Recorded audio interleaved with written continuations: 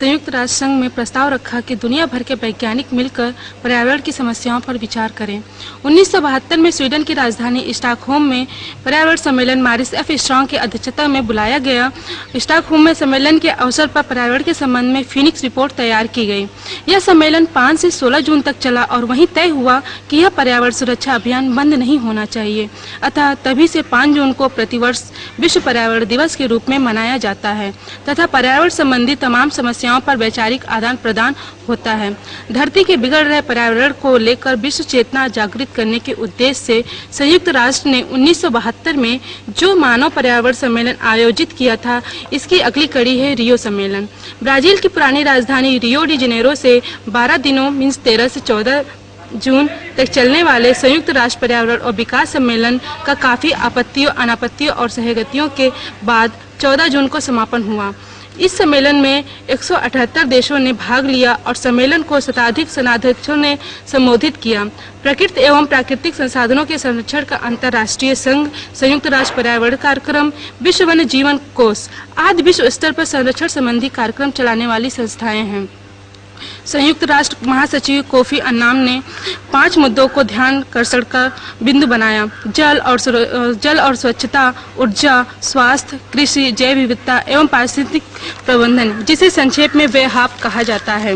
Annan के संभाषण को संरक्षण के नजरिए से देखें तो स्पष्ट है कि धरती की रक्षा का जो संकल्प हमने स्टॉकहोम में लिया था, वह बरास्ते जिनेवा प्रथम विश्व जलवायु सम्मेलन 1979, रियो डी जेनेरो पृथ्वी सम्मेलन 1992 और क्योटो ताप 1997 से होता हुआ जोहान्सबर्ग तक की यात्रा में 3 दशक के बाद भी वहीं का वहीं अटल है।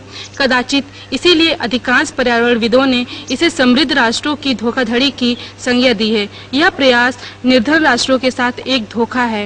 इन समझौतों का रद्दी पहलू तो यह है कि इनके अनुपालन की कोई कानूनी प्रतिबद्धता नहीं है। यही कारण है कि रियो भू शिखर के 1 दशक बाद भी पर्यावरण संरक्षण का मंतव्य और बोध कमजोर पड़ने लगा है और धरती को बचाने की जिम्मेदारी से भागने की श्रृंखला और विस्तारित होती जा रही है।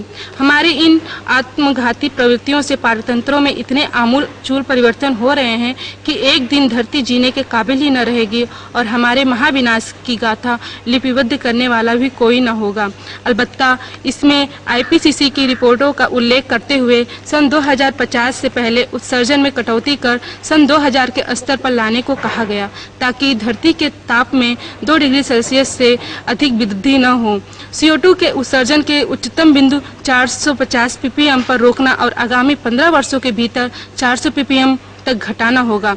वैज्ञानिकों का कहना है कि यदि इतना संभव हो सके तो भी 2050 तक धरती के तापमान के 2 डिग्री सेल्सियस बढ़ने की संभावना मात्र 25% ही कम हो पाएगी, क्योंकि जिस प्रकार टापुनुमा देशों की मांग थी कि सन 2005 तक प्रमुख हरित गृह गैस CO2 की मात्रा में कम से कम 30% की कमी की जाए, इसके स्थान पर सन 2008 तक मात्र 5.2% की कटौती सर्वमान्य हुई।